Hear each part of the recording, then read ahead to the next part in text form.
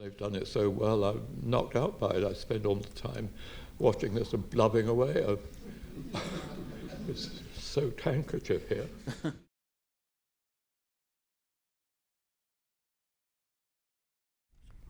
We were obviously very honoured and privileged that we were able to adapt it with Raymond's blessing, and we've obviously worked very closely together at every stage, obviously showing Raymond the script and the storyboards and the character designs and so on.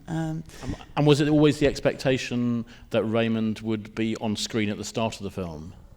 Yes, absolutely, and I think it was an important decision to show that it's Raymond's story. I mean, it's about your parents, Raymond. Sorry to talk about you as if you're not there.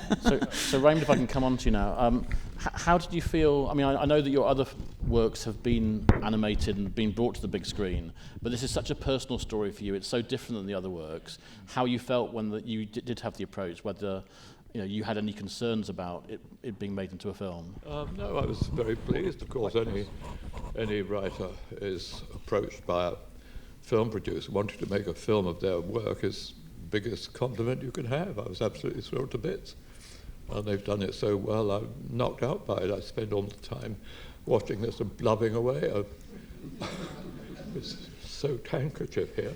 I don't know what it is that's so upsetting about it. I couldn't watch it on the iPad thing at home. Well, I did, but every time I did, I soaked another handkerchief. I thought, this isn't much fun. So I've had to go through and see it on the proper screen, which is even more upsetting. Bloody hell, what a day. And obviously, the book that you've written and illustrated already tells the story of your parents, and obviously the historical detail is in there. But did you have further conversations during the process about animating some of those kind of key historical moments? No, I didn't have anything to do with the actual physical making of the film. That wasn't quite fit enough to keep going up to London. And so they've done everything without me being involved, which is lovely in a way, but I would have liked to have gone more so that I could learn how it was done and see how it was done. Those scenes of the steam trains coming out and the bombing is, I don't know how you could possibly do that. And it's done absolutely brilliantly, and all the moving of the characters in the story when Mum comes into the room and Dad's going out and they're still talking, which is something you can't do in a book. That was all brilliantly done, I thought, and the timing of everything is absolutely fantastic. Very clever lot they are. So, talking of a clever lot, Roger, if I can just kind of come on to you. In terms of the actual animation itself, normally if one is making an animated film, there are lots of kind of key sort of locations that you would keep returning to. But I guess one of the most difficult things about this film is that because it is kind of in vignettes, you're constantly changing locations and people, apart from obviously the house itself. So it's a much more labour-intensive process, presumably. Could you just tell us a little bit about those kind of challenges? Yes, well, when we took on the book, we thought, hello, it's a two-hander, that should be easy enough. But of course, they age over 40 years, and they have different clothing. So I think we ended up with something like 306 or 90 different model sheets for them. As they got older and all the different clothing. Matt will tell you, he's did it. And the house, yes, the house changes as well. The wallpaper changes, different furniture comes in. So yeah, it was. Although it's mostly set within one location, there's an awful lot of challenges to get all those different looks to it. And Camilla, how did it work practically, bearing in mind that you're working from Wales, London, and there were kind of various studios kind of coming together? How does that work on a kind of day-to-day basis? Well, I mean, it worked very seamlessly, actually, and we had a lot of good communication, and we had various software packages that we shared. So we all used a package called TV Paint for animating and colouring, and another package called Hobsoft for sort of sharing assets. I think partly because we're all of a like mind, and Roger had set out very clearly his vision for the film, but you will have noticed quite long credits. There were about 300 people on the crew, and of those, about 175 were artists. They were background artists and colourists and animators. We had 112 animators and assistant animators. So it's an awful lot of drawings. You know, with a 94-minute film, we counted it was nearly 70,000 hand-drawn frames made up that film, and every one of them had to be hand-drawn. And that's not including all the backgrounds. I think there was something like 686 backgrounds, all hand-painted. So there's an awful lot of work goes into it. But I mean, I have to pay credit to Roger, for being incredibly well-organised and having a very strong vision. And then I think it's just, important to communicate that early on. Peter Dodd, the animation director, and Robin Shaw, the art director, did an enormous amount of prep as well, lots and lots of drawings, so that both the Luxembourg crew and the Cardiff crew knew exactly what we were looking for.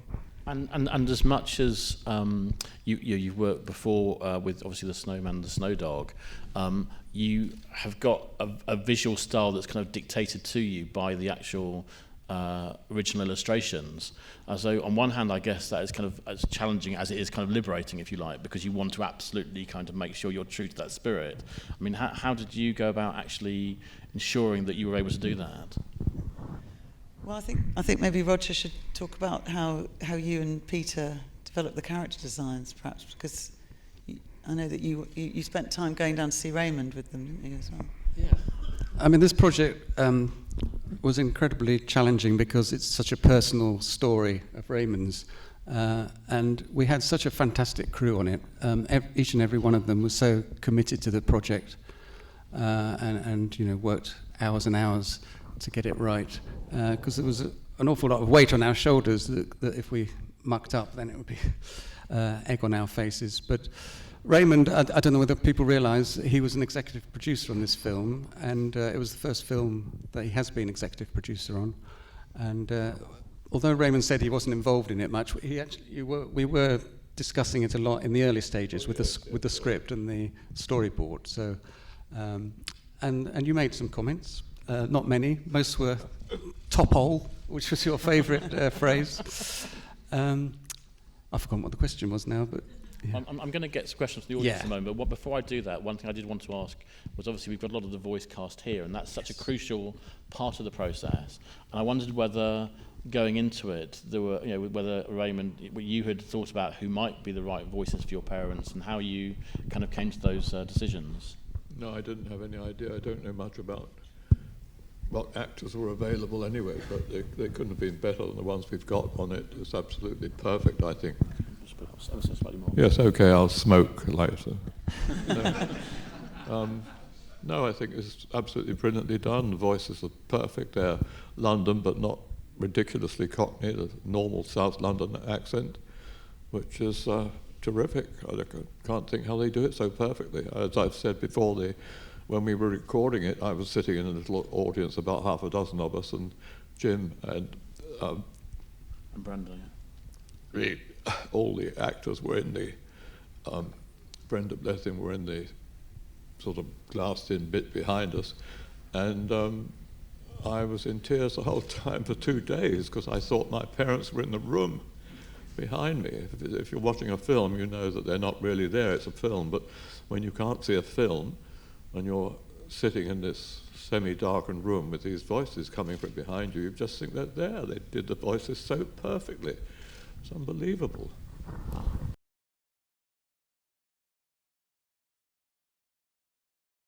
Yes, the film goes on general release from the 28th of October, so quite soon. I think there are some previews the week before. And then it's running at a number of art house cinemas and independent cinemas throughout November. Actually, if you want to find out where it's showing, we do have listings on our website, which we've just set up, which is www.ethelandernestthemovie.com. Is that right?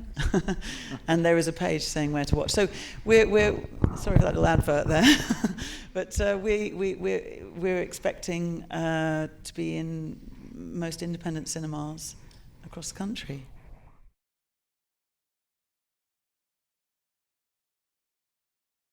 Yes, I used to go back every summer, except I wasn't well enough to go this summer. I like going around it. It's extraordinary how you remember every detail of the steps up into the alleyway at the back of the house and the everything about it is just so moving. And going into my parents' house is very strange. There's an Indian family there at the moment who've kept it exactly as it was. And it was a rather weird moment when they took me upstairs to have a look round, and they opened the airing cupboard on the landing. And as they opened it, I saw that the airing cupboard had wallpaper in it that was there when I was a child. That's extraordinary why anyone would paper inside a cupboard, I don't know. But and there it was, the same stuff. I thought, my God, you felt you were wrenched back 50 or more years, whatever it is. I'm 82 now. I was about 5 when I was there. It's very strange. I like the whole area, though. It's very, quite a good area in loads of ways. But that's all right. No, sorry. I think our time is up, I'm sad to say. The guys at Lupus Films have done such a great job. Roger, it's such a beautiful telling of such an interesting story, and we're so delighted to have the opportunity to have it as the world premiere here at the festival. And very, very good luck with the release coming up. And a huge, huge thank you to Camilla, Roger, and Raymond. Thank you so much.